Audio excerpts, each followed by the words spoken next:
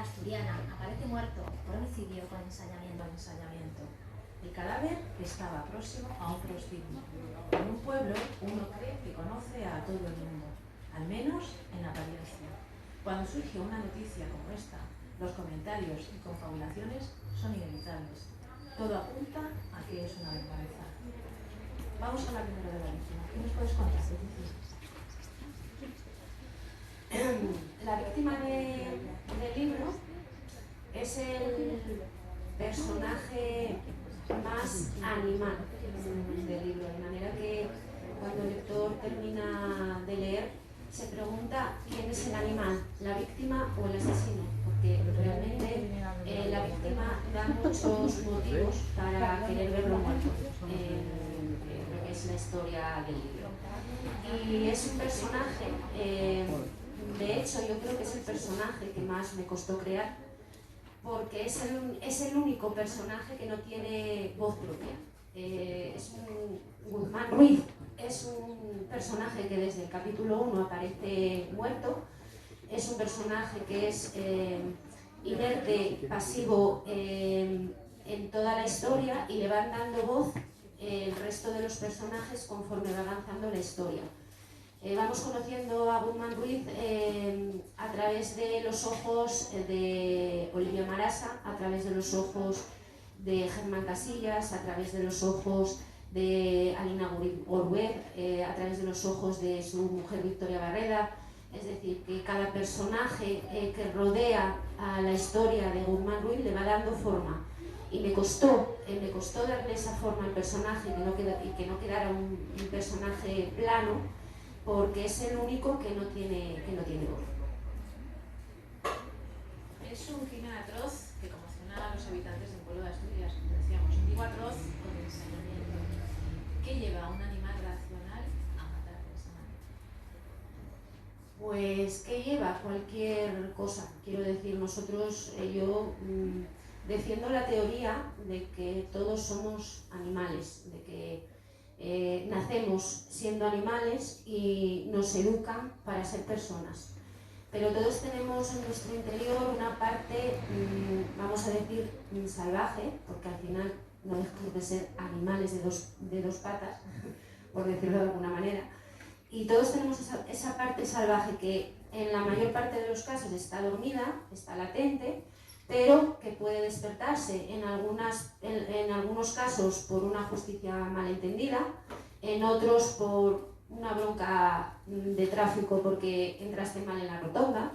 Quiero decir que tampoco hace falta un motivo drástico como una venganza, no, simplemente hay gente que en función de la tecla que aprietes, esa parte salvaje se le puede despertar.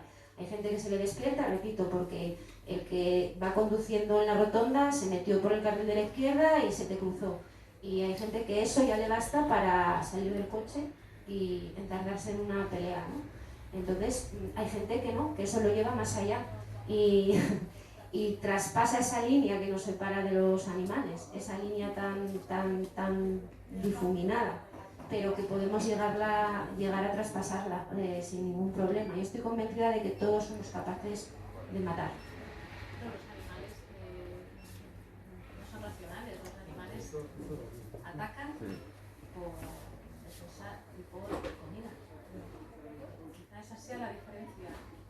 A ver, la diferencia del ser humano a un animal es que el ser humano es el único animal que mata por placer, sin más, por ningún motivo lógico. Hay gente que mata por placer, por eso hay psicópatas y por eso hay sociópatas y por eso hay gente mala, y por eso hay gente que viola y por eso hay gente que hay asesinos en serie, porque les gusta matar. Es el único animal que mata por placer y que disfruta haciéndolo. Eso un animal nunca lo haría.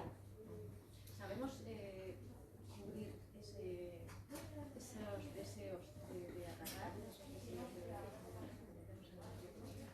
Hay un punto en el que somos lo suficientemente capaces para no dar ese paso. A ver, a mí me pasó. De hecho es que el origen de animal fue un poco porque a mí se me despertó mi parte salvaje en un momento puntual de mi vida, y por una circunstancia personal perdí el norte hasta el punto de querer hacer daño a una persona, y hasta el punto de planearlo para que no me pillara. O sea, yo llegué a notar esa sensación, esa rabia, esa ira, y a perder el control sobre mí misma.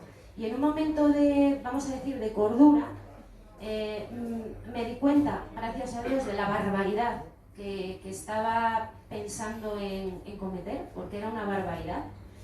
Y fue lo que hizo que yo dijera, vamos a ver, Leticia, esta ira, esta rabia, esta gana de querer, vamos a decir, matar, ¿por qué no lo canalizas en algo creativo? Y ahí es donde surge la historia de Animal, porque yo en un momento dado estuve a punto de traspasar esa línea, estuve a punto de convertirme en un monstruo. Y yo soy una persona, quiero decir, una persona coherente, soy una persona razonable, mi familia es una familia normal, no hay desestructuración, nivel económico medio, el nivel social medio, tengo formación académica, tengo 2 carreras, quiero decir, soy una persona aparentemente y socialmente normal, dentro de la media, mentalmente sana. Y aún así, en un momento de mi vida, me convertí en un monstruo. Pero en un monstruo que planeó, hizo seguimiento y lo tenía todo calculado. Y frené a tiempo, pude frenar, tuve esa capacidad de frenar, de pisar el freno a tope, de decir, ¿qué estás haciendo? Y de reconducir esos sentimientos negativos y destructivos en algo positivo, creativo, sobre todo para la víctima.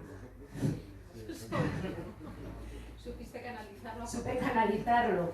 Pero sí es verdad que eso me hizo pensar que todos somos... que en el momento en el que esa parte salvaje se nos despierta, es muy fácil perder el control sobre uno mismo. Y eres muy vulnerable a la violencia. En ese momento eres tremendamente vulnerable a la violencia. Y te puede pasar, y yo creo que le puede pasar a cualquiera. A mí me tocan a mi hija, y vamos, como diría la Esteban, mato, por ejemplo, ¿vale? Que luego, llegado el momento, nunca sabríamos lo que haríamos, pero... Bueno, pero lo tuyo fue premeditado. Lo mío fue premeditado, muy calculado, sí. Vamos con esta víctima que aparece en el próximo prostíbulo, y hay 2 líneas de investigación paralelas. Hay 2 líneas de investigación. Una es la línea de investigación que lleva a cabo la Policía Nacional a través del inspector Agustín Castro, que es un inspector del grupo de homicidios de la Policía Nacional de Oviedo, de Asturias, vamos. Y luego hay una línea de investigación periodística que está, vamos a decir, protagonizada por una periodista que allí en Asturias decimos periodista de Calella. Es una periodista local, una periodista, una reportera de municipios, y son 2 líneas de investigación y 2 personajes muy diferentes, porque son personajes muy antagónicos, son profesiones muy antagónicas, porque el periodismo y los periodistas en la Policía Nacional o Guardia Civil, en cuerpos de la seguridad del Estado, es una profesión que no está nada bien vista y que no se llevan bien. Y luego son 2 líneas de investigación muy diferentes, en cuanto a que la línea de investigación policial es una línea de investigación muy encorsetada por los procedimientos policiales y judiciales, y la línea de investigación periodística es justo lo contrario, es una línea de investigación muy flexible y que además llega al mismo puerto que la Policía Nacional, sin tantos medios como la Policía Nacional, simplemente con esa capacidad y esa libertad que tiene el periodismo para hablar con la gente, para pues eso, conseguir información hablando con la gente de forma libre y sin el protocolo que tiene la policía, ¿no? Vale, hablamos de la línea de investigación, la periodística y la libertad o la facilidad que tiene a acceder pues, a la gente de pie de calle, vecinos o cualquier haya. Pero en esa misma libertad también se puede caer en esa prensa, vamos a decir, amarilla, ¿no? en ese abuso de la vulnerabilidad de una persona que simplemente lo que está haciendo es contar lo que ha visto, en esa forma de mostrar mucho más de lo que ven, de lo que transmite esa persona, ¿no? Y ha habido casos en los que se salta una noticia y todos los medios tienen que cifra y el que ve la noticia para sin comprobar demasiado por la inmediatez, si ve eso o no.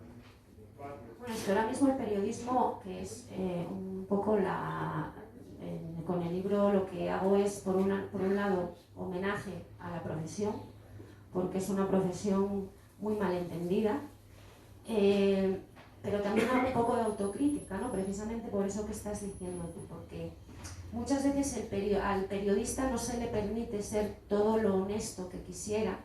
¿Por qué? Primero, por la inmediatez de la que estás hablando. Es decir, ahora mismo, por ejemplo, hablo de prensa escrita. Ahora mismo en las redes sociales y el diario digital le han restado a la prensa escrita esa capacidad de poder verificar y contrastar las informaciones, porque no da tiempo. Entonces, donde antes tenías 24 horas, porque el periódico salía de un día para otro, y tú tenías tiempo para investigar, para verificar, para escribir y publicar, ahora no. Entonces, antes la noticia ya salía verificada, o por lo menos se intentaba verificar en ese titular, y ahora tú sacas el titular de la información primera que te llega y al día siguiente la noticia es la verificación de la noticia que sacaste el día anterior. Entonces, eso a veces pues lógicamente resta veracidad y rigor a la información. Luego el periodista no puede hacer otra cosa. El periodista se debe a un medio de comunicación. El medio de comunicación no es una ONG, el medio de comunicación es una empresa que quiere ganar dinero. Con una línea editorial, nunca lo olvidemos, que tiene una línea editorial y unos anunciantes que pagan los sueldos. Y los anunciantes, por desgracia, mandan. Y muchas veces la censura ya no pasa tanto por lo que publicas o no, sino el espacio que te dejan para publicar. Que muchas veces el espacio también es una forma de censura. Y eso está ocurriendo. Y eso ocurre. Entonces, las presiones que sufre el periodista cuando está trabajando por parte del medio de comunicación son brutales. Y muchas veces la honestidad periodística queda en entredicho porque al periodista no se le deja ser honesto. ¿Cómo se lleva a cabo una investigación periodística de esta periodista? ¿Cómo empieza a trabajar? Hombre, Olivia empieza a trabajar, lo primero, porque un periodista tiene su agenda de contactos, tiene su agenda de contactos en Protección Civil, tiene su agenda de contactos en la Guardia Civil, tiene su agenda de contactos en Policía Nacional. Entonces Olivia empieza tirando de sus contactos dentro del cuerpo que está investigando el crimen. Y, vamos a decir, tiene su garganta profunda ahí dentro. Y empieza tirando por ahí. Y una vez que consigue un nombre y una vez que consigue un par de datos, de ahí empieza a tirar y a hablar con todas las partes implicadas, porque los periodistas hablan. Los periodistas lo que más les gusta es escuchar, buscar, preguntar y escuchar. Y es lo que hace Olivia. Tirar, hablar con unos, hablar con otros, hablar con Germán Casillas, el dueño del Puticlub, hablar con las prostitutas que trabajan para Germán Casillas, hablar con la mujer de la víctima, hablar con los vecinos de la mujer de la víctima, hablar con los padres de la mujer de la víctima, hablar con los antiguos jefes de la víctima, hablar con todo el entorno, apoyándose siempre de que le chivlatean, que le chivan desde dentro del Cuerpo Nacional de Policía, tiene un contacto que le da alguna información que la ayuda a ella a empezar a tirar del hilo. Vamos con la policía. Agustín Castro, háblanos de este que odia a los periodistas. Agustín Castro odia a los periodistas porque para él es una profesión invasiva y poco respetuosa, que obstaculiza muchas veces las investigaciones, y no le falta razón, porque muchas veces un titular puede echar por tierra la investigación que se pueda estar llevando a cabo, ¿no? Entonces es una persona muy introvertida, es una persona que le gusta seguir las reglas y no saltarse las reglas, no le gusta salirse del camino, y tiene un problema con Olivia, porque Olivia efectivamente es invasiva, o sea, ella va por el titular y va a defender siempre esa publicación o ese titular o esa noticia, en detrimento de lo que pueda ocurrir con la investigación de policial, ¿no? Entonces Agustín como que lo lleva un poco mal. Es una persona, además es una persona bastante rígida, le cuesta mostrar emociones, le cuesta, no sabe manejar la espontaneidad de Olivia. Entonces digamos que esa relación entre Olivia y Castro va a ser un poco complicada y tensional por ese motivo, porque caracteres diferentes y formas de trabajar muy diferentes. Además es muy interesante porque son dos carreras en las que solamente el lector sabe de antemano la investigación del periodista y la investigación de la propia perspectiva. Sí, a ver, el lector es la única persona, obviamente, junto conmigo, que desde el minuto 1 conoce todas las pistas que se van dando. Y digo esto porque ni Olivia conoce las pistas que descubre Castro, ni Castro conoce las pistas que descubre Olivia. El lector tiene una visión global de todo. Entonces, el lector, eso sí, y es una cosa que me gustaría destacar del libro y de la cual me siento, está mal que yo lo diga, pero me siento muy orgullosa, doy todas las pistas. Es decir, el lector tiene todas las pistas en su mano para poder llegar a conclusiones incluso antes que los personajes principales, porque no me dejo ninguna pista en el tintero, no me saco ninguna pista de la manga en la última página. Todas las pistas están dadas para que el lector, si quiere, pueda sacar conclusiones y llegar a destino incluso antes que los protagonistas. Y es gracias a la forma en que tengo de narrar la historia, de manera que el lector sea un espectador privilegiado. Tratas temas principales, como ya decíamos, con los cuales se dibuja a presentar. Y hablas temas de prostitución, desfalco, estafa, robo. Para hablar de todo esto has tenido que documentar, ¿no? A mí me gusta documentarme. De hecho, lo que más me gusta de escribir es la documentación previa. La documentación es complicada, sobre todo cuando son temas que no dominas o temas que desconoces. En el caso de Animal yo he tenido que documentarme en derecho mercantil, por ejemplo. He tenido que informarme sobre cómo funciona un banco por dentro.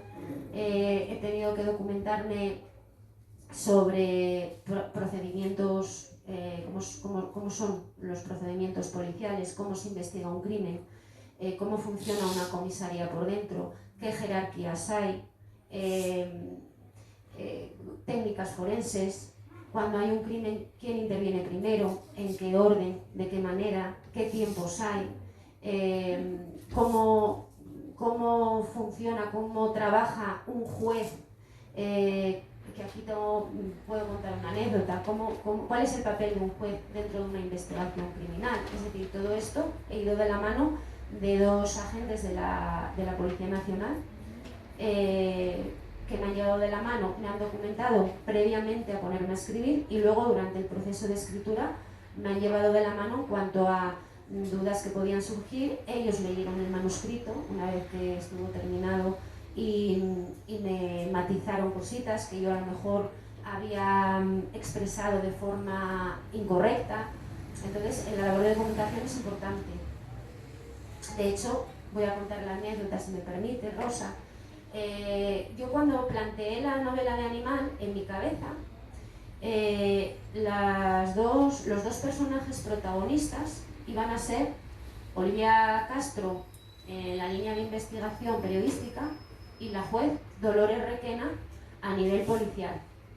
Yo quería que Dolores Requena tuviera un papel protagonista porque me parecía que era un personaje fuerte, con mucho peso y me gustaba. Y yo lo comenté con estos dos agentes y me dijeron que no.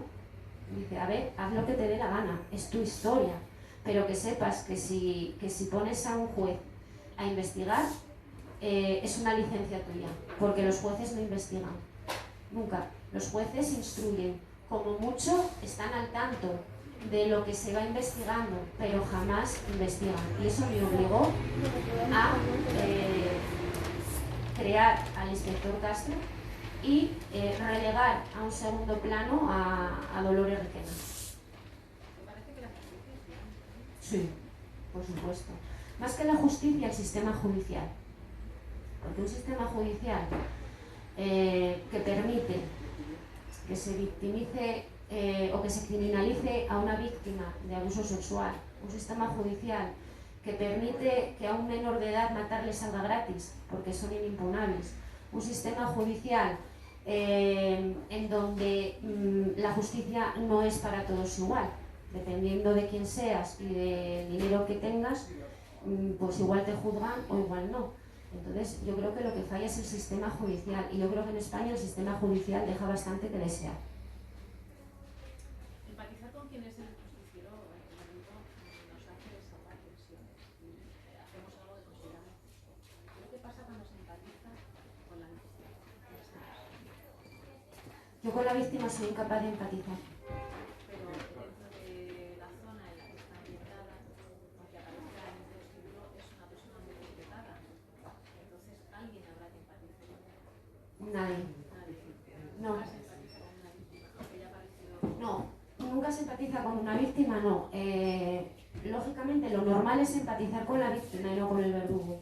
En este caso, con la víctima no vas a empatizar nunca porque ya me encargo yo de deshumanizarlo desde la primera página. Porque ya digo, o sea, ya para empezar, en el primer capítulo, sin saber quién es Guzmán Ruiz, ya me encargo yo de que lo prejuzgues. Porque está a la puerta de un prostíbulo, ¿vale? Y porque las prostitutas lo conocen. Entonces tú no conoces nada de Guzmán Ruiz, pero yo ya te doy pie para que no te caiga bien, de momento. Sí. Está de acuerdo, ¿no? Es que te caes fatal. Te caes fatal y a medida que vas sabiendo más pistas te caes peor todavía. De hecho es que mi intención era eso, deshumanizarlo, quitarle todo el sentido humano de esa persona, porque es una persona que no es humana, que no es, Bueno, es un animal. Lo primero que piensas cuando está en un prostíbulo o próximo a un prostíbulo, aunque ya ha aparecido muerto con ensañamiento, siempre dices, es una ajuste de cuentas, por ejemplo, ¿no? Efectivamente, y la forma en la que muere, lo primero que piensas, uy, esto tiene algo que ver. Quiero decir que ya en el primer capítulo yo me encargo, y es lo que quiero, es mi pretensión, que Guzmán Ruiz nunca te caiga bien, en ningún momento te caiga bien. Y desde luego que no empatices con él. Es que es imposible empatizar con ese hombre. ¿Está tranquilo ese animal que estuvo a punto de arrancar? Ahora mismo sí, de momento. Yo siempre digo que crear la historia me salvó. Bueno, nos salvó a mí y a la otra persona. Y ponerla sobre el papel, enfrentarme al folio en blanco para ponerla sobre el papel, me sanó. Y ahora mismo, de momento, sí. Ahora, tengo claro que está ahí. Está dormida, está tranquila, sí, pero está ahí. Hablabas antes de periodismo, ¿no es periodista? Sí.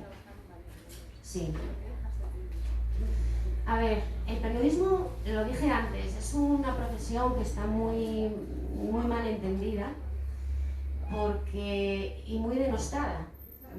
Y el periodismo es una profesión que todo lo que tiene de bonita, porque es una profesión preciosa, no haces 2 días lo mismo.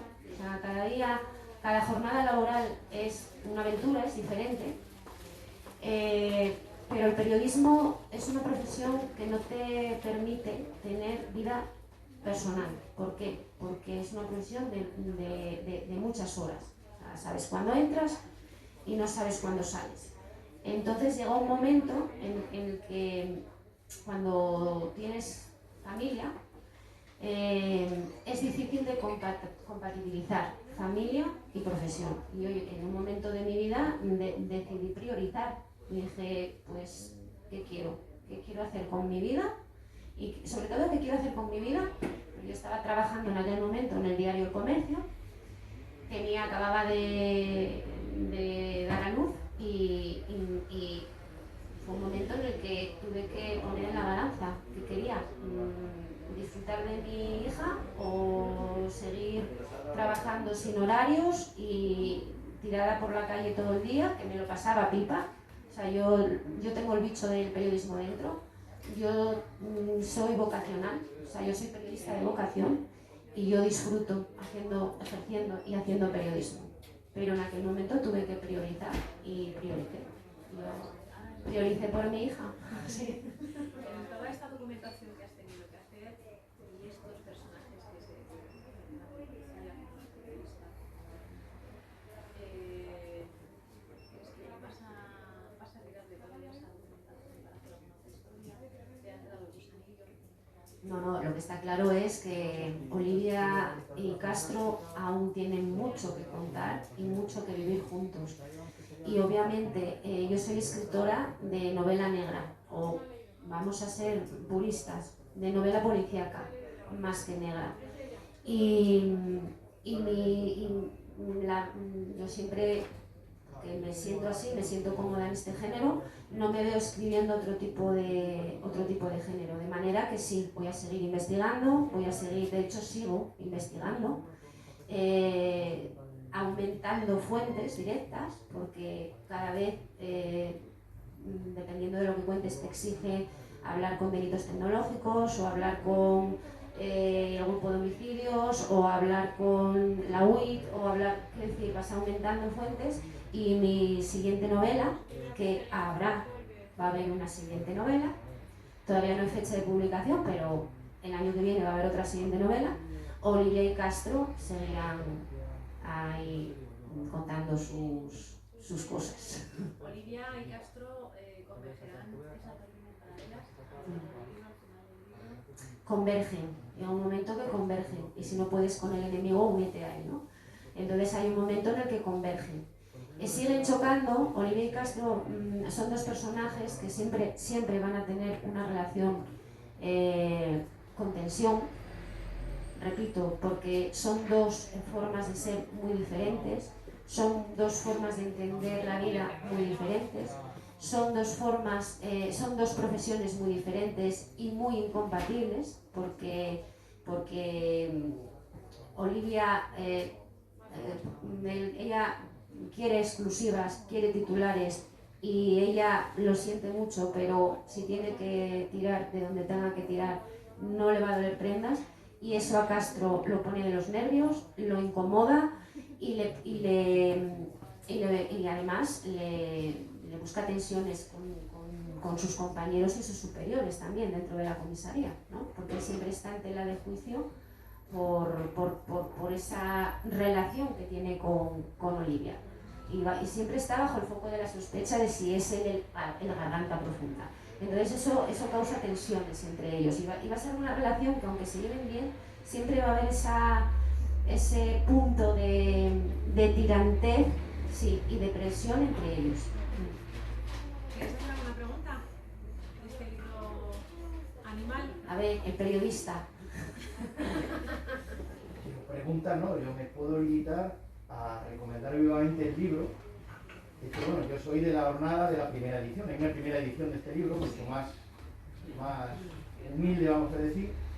Yo caí en esa primera edición y como comparto profesión con Leticia, quizá por eso me gusta tanto hacer puzzles. Y debo decir que es lo que ha dicho ella. El libro fue hacer un puzzle. Yo también fui de los que hizo el puzzle rápido, ya lo he comentado contigo. Y lo mejor que se puede decir del libro es que empiezas a leer y no puedes parar. Yo creo que es el mejor piropo que le puedes dar a novela, por supuesto, a cualquier libro. Fue empezar y no poder parar. O sea, en 2 días cayó. Fue un día ya caí dormido con él y al día siguiente no veía el momento de llegar a casa para coger y retomar. Y a mí me pasa muy bien también el libro que las pistas que vas dando, yo que estoy acostumbrada a leer mucha novela policíaca, llega un momento en que ya dices, ya sabes por dónde viene la cosa. No atas hilos casi hasta el final, pero la intuición te viene de qué es lo que ha pasado.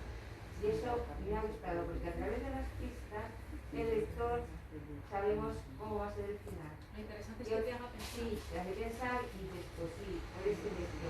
Pasada la mitad del libro, pasada la mitad del libro yo ya empecé con el ron, va a venir por aquí, va a venir por aquí. Y al final me descoloco también un poco, pero me encantó. De verdad que sí. Pues muchas gracias. Sí, me encantó. Ese es el objetivo, ¿no? Sí. ¿Por qué un gato? A ver, os voy a explicar por qué un gato y por qué tiene sentido, y por qué el color amarillo, ¿vale?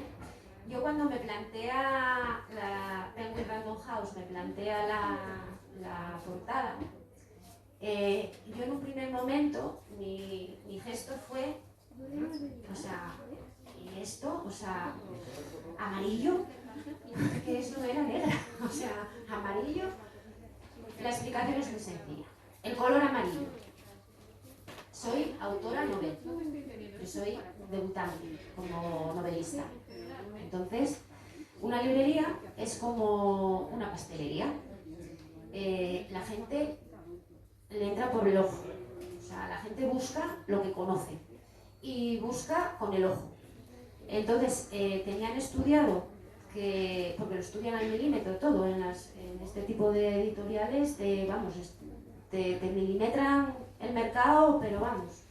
Tenían estudiado que en el mes en que iba a salir mi novela, iba a haber novedades de otros autores de novela negra y sus portadas iban a ir en tonos negros, grises y rojos. Entonces lo que querían era que mi libro destacara. ¿Para qué? Para que el lector dijera, uy, este amarillo, cogiera el libro y leyera la sinopsis. En el momento en el que vosotros cogéis el libro y leéis la sinopsis, el 50% del camino ya está hecho. Entonces ellos lo que querían era que cogiera mi libro el lector. Y para eso, ¿qué había que hacer? Que ese libro llamara la atención. Después el gato. El gato, aparte de que es un hilo conductor dentro de la novela, el gato representa bastante bien el mensaje que yo quiero transmitir con animal.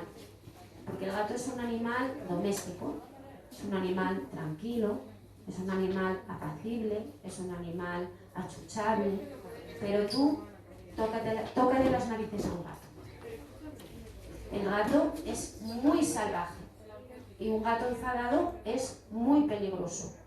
Y eso es un poco el mensaje que yo quiero transmitir, ¿no? Todos somos personas tranquilas, personas coherentes, razonables, mentalmente sanas, pero no me pises el callo. No me pises el callo, porque si me pisas el callo, a dicha yo. Y esa es la idea, de que todos tenemos ese lado salvaje y que si nos tocan la fibra, ese lado salvaje se nos puede despertar. Y en algunas personas, lo que decía antes, ese lado salvaje despierto supone matar. Otras personas, ese lado salvaje despierto supone fastidiar a un compañero para que no ascienda, por ejemplo. Pero todos lo llevamos. Entonces el gato representa eso, o sea, que un animal aparentemente, pues eso, y apacible, y que en un momento dado se te puede tirar a los ojos. Quería preguntarle a Leticia, así muy rápido, en ese segundo libro, ¿queda alguna cuenta por saldar? O ya está saldada con este.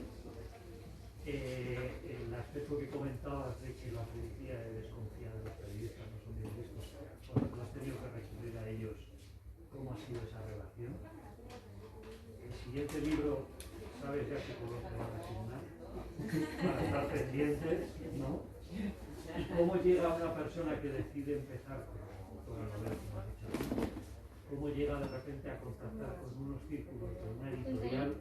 ¿Cómo llega hasta allí? ¿Cómo se plantea el estudio en casa? Sí, pero eso no se puede hacer. A ver, voy a empezar por el final. Como bien dijo David, yo Animal lo acabé de escribir en octubre del 2018. Entonces dije, uy, pues sería un buen regalo de Reyes para mis padres. Y lo autopubliqué para darle forma de libro, para no regalarles un manuscrito en folios. Yo contacté con una editorial de autoedición, de Trame, y lo autoedité. Eso fue enero del 2019. Yo a partir de enero del 2019 empiezo a mandar el manuscrito a editoriales y agencias literarias. Y en julio se pone en contacto conmigo un agente literario, se llama Mónica Carmona, para decirme que el manuscrito que le gusta, que le interesa muchísimo y que querría representarme. Claro, yo le digo que sí, porque en este mundo editorial, entrar directamente autor a editorial, cuando hablamos de editoriales grandes como Planeta, como Penguin Random House, es muy difícil. Tienes que ir de la mano de un agente. ¿Qué problema hay con las agencias literarias?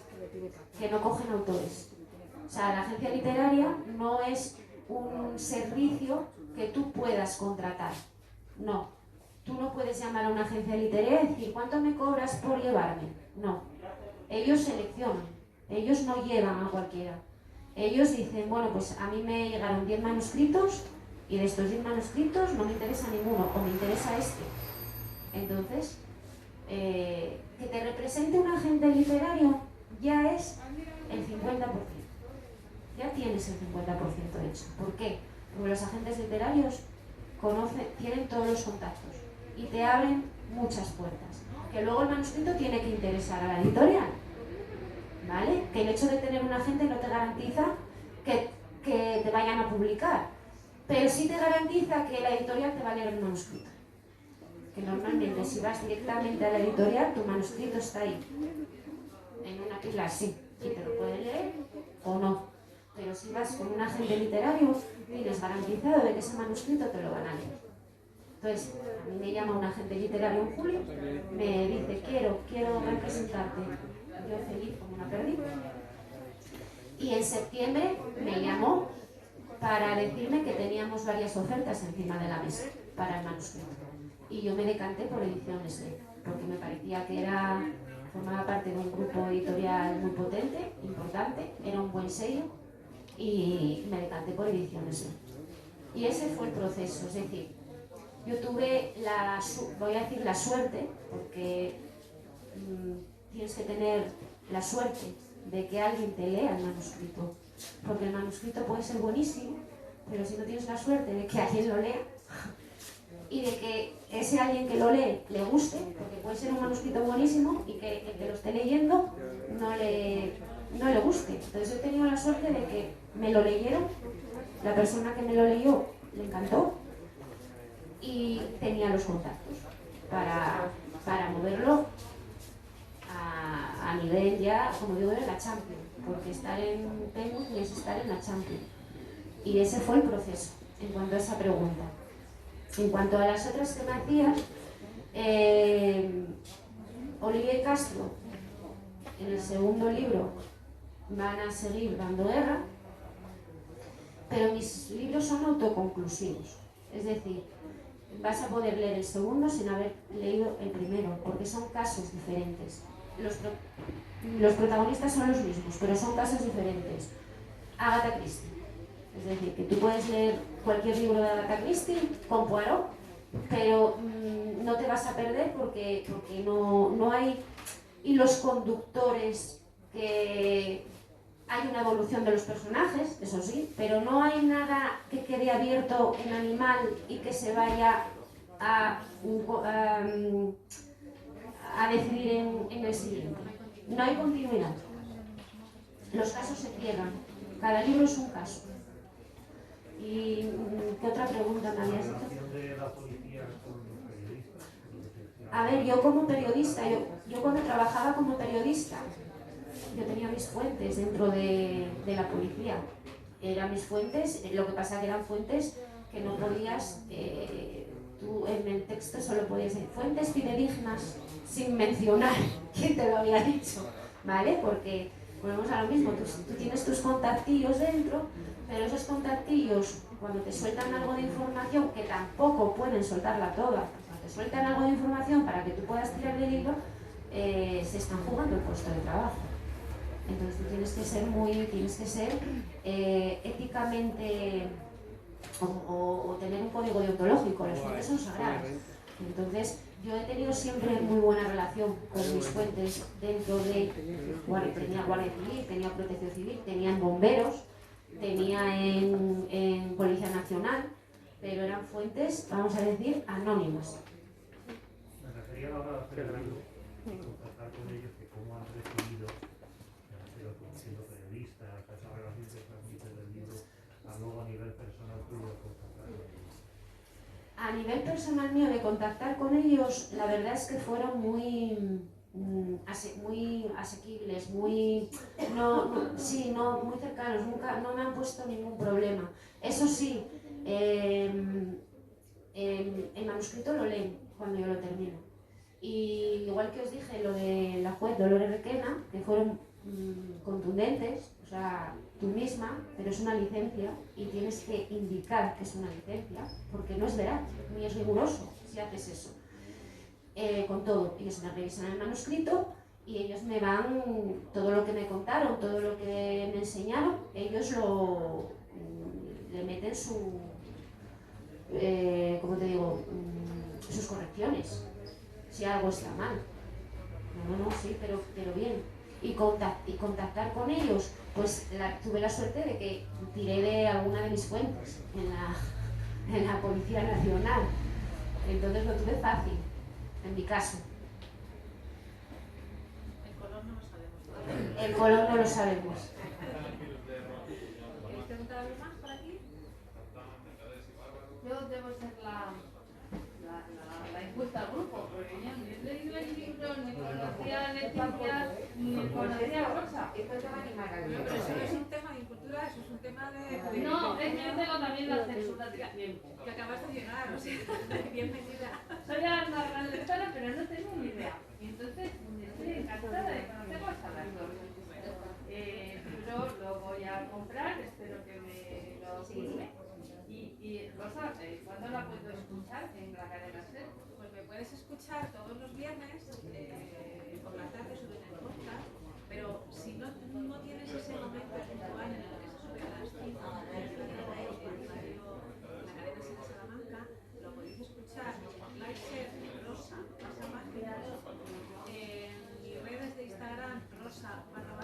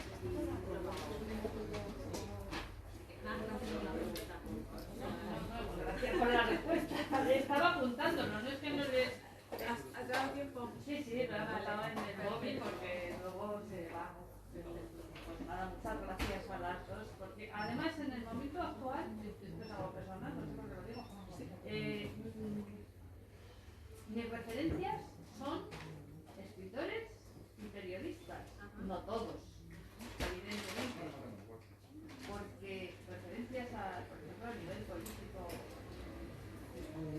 les falta calidad. Sin embargo, hay grandes periodistas y muchos de ellos que son escritores o que han sido periodistas y ahora son escritores, que son realmente el foco en el que yo me fijo. No hay mucho más por ahí. Además, yo creo que una de las cosas buenas que ha habido con el confinamiento es que se ha empezado a leer mucho más. Porque estar encerrados nos ha dado tiempo a leer y mucha gente ha descubierto lo bueno de meterse en el texto. Sí, sí, la cuestión es que libros hay muchos. El tema político, como bien dices, es muy malo. Hay que hablarlo. Lo de ser animal, todos lo somos. Creo que tenemos suerte los que lo reconocemos, que tenemos un animal dentro y hasta dónde hay que frenar. Y no es malo pensar y tener malos pensamientos. No. ¿Qué va? A ver, que es innato en nosotros, está en nuestra naturaleza y que tampoco es necesario avergonzarse ni escandalizarse. Más, que hay gente que no se le despierta nunca y hay gente que se le despierta nada más que sale del útero de su madre. Es decir, entonces no. O que se le despierta y no se da cuenta. Eso también. Eso es peor. Y eso es lo peor. Y hay veces que se alimenta eso. Hombre, claro. Sí, eso es como la parábola de los lobos, ¿no? Cierto. Ahora también te digo, Leticia, la terapia, quiero decir, no has cometido aquella cosa de que estás maravilloso. Bueno, sí lo he hecho y lo he disfrutado. Pero no lo has transformado en aquello que debías No, pensar. en eso no. Afortunadamente. Y enhorabuena a Muchas gracias. Muchas gracias.